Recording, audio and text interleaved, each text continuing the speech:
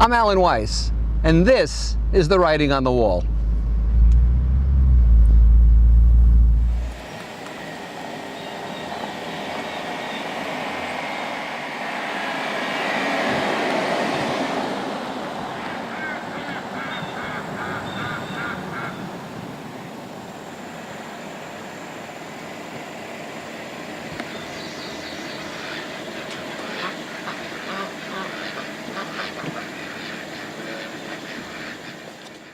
I'm Alan Weiss, and this is The Writing on the Wall. And today, a very special writing on the wall. One of my heroes of all time, Wile Coyote.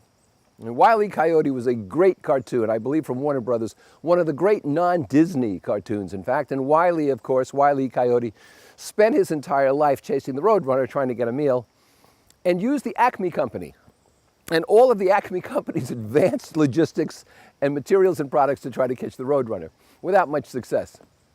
But I've always wondered about Wile Coyote's relationship with the Acme Company. I mean, he bought rocket-powered skates. He bought fake tunnel paint, where if you painted the side of a mountain, it looked like a tunnel. He had automated hammers that would beat themselves and hopefully the Roadrunner. But he had great credit. You know, the Acme truck would drive up and dump all this stuff and drive away. He'd never even signed for it. I'm wondering what the symbiosis was here. In other words, was the Coyote simply a great customer, or was he their only customer? And they couldn't afford not to please them. Well, that will have to wait for some other time. But I will tell you this. There was a great book 10 or 12 years ago, and the title of the book was a series of essays, was Wile Coyote v. the Acme Company. And a lawyer for Wile Coyote sued the Acme Company. And one of my favorite lines was, because of their inferior products, they undermined his ability to make his living as a predator. And so today, in this litigious society, who knows? But you know something? I raised this because there are Wile Coyote moments. You know, the Coyote was never successful catching the Roadrunner. He always outsmarted him. And it seems to me, Wile Coyote moments for us include mosquito repellents. Have you ever had a mosquito repellent that worked? I mean, have you ever sprayed yourself and the bug stayed off you? I've never seen it. Have you ever tried to save your French fries or other food from seagulls? It's almost impossible. I saw a woman at Wildwood, New Jersey, walk out with a large order of fries, you know, sort of overflowing the container. And she walked out into the boardwalk. It was about 8 o'clock at night and it was dark.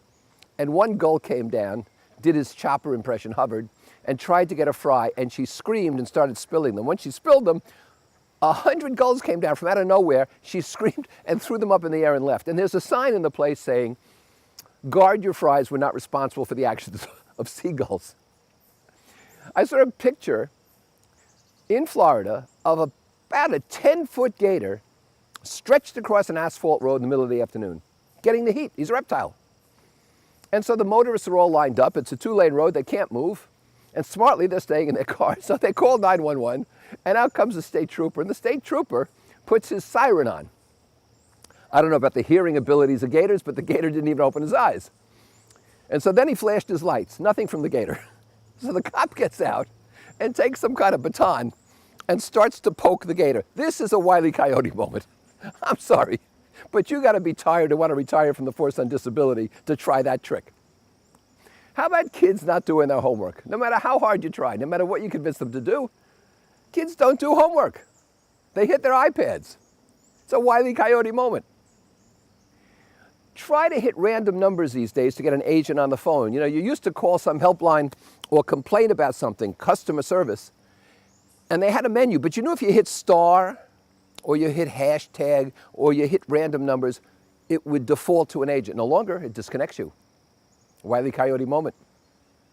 What happens when you can't get something to work? You kick it, right? You give it an elbow, you kick it. I love people who kick tires. That does nothing but hurt your toes. This thing weighs 2.5 tons. What good is it going to do me?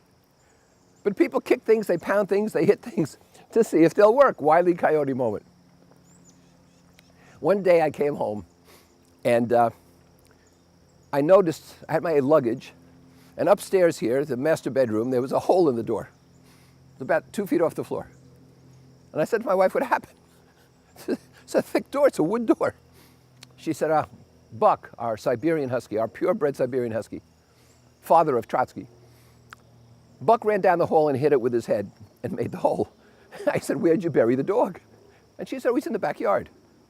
I said, are you telling me Buck made this hole with his head and he's in the backyard? She said, yeah. I said, who told you this? Did you see it? She said, well, the kids told me. I said, kids? I said, you have 5 seconds. The first one who tells you what really happens gets off and the other one gets punished. And my son said, it was Danielle's fault. She hit me, I chased her, I had to kick the door. Wile E. Coyote moment. We develop schemes and complications instead of simplifying. And that was Wile's problem. He developed elaborate schemes to catch the Roadrunner. He'd skate after him on rockets, he'd paint false entrances, he'd hide, and it always backfired. And it will backfire on us too if we make things more complicated. Our job is to simplify. So instead of ordering from the Acme Company, Wile E. Coyote should have picked up the phone book and simply ordered takeout Roadrunner. Some restaurant would provide it, I'm sure. Some big game hunter, who knows? But stop trying to catch it yourself. Stop doing your own taxes. It's the same thing. Get an expert. Would you tell somebody to do something themselves, a company, when you could do the work because you're the expert in strategy or talent or change management or finance or IT? You'd say you need an expert. Why are you doing your own taxes? Buy a ticket and stop using points and frequent traveler points, because if you want to go from Canada to Paris, you shouldn't go through Bulgaria or through Morocco because you can use your points. It's not worth the wear and tear. It's your time and energy and focus. Make it easy on yourself, not difficult. It's cheaper to eat out these days than it is to eat at home. My wife, who's a home economics major, made the calculation. And so don't say to yourself, oh my God, we've got to get ready, we've got to buy these groceries, now we've got to cook it, and of course there's the wonderful cleanup. Go to a restaurant, spend 90 minutes and have a good time. Simplify, it costs less. You know, coyotes are driven by their destinies, but we should be creating ours.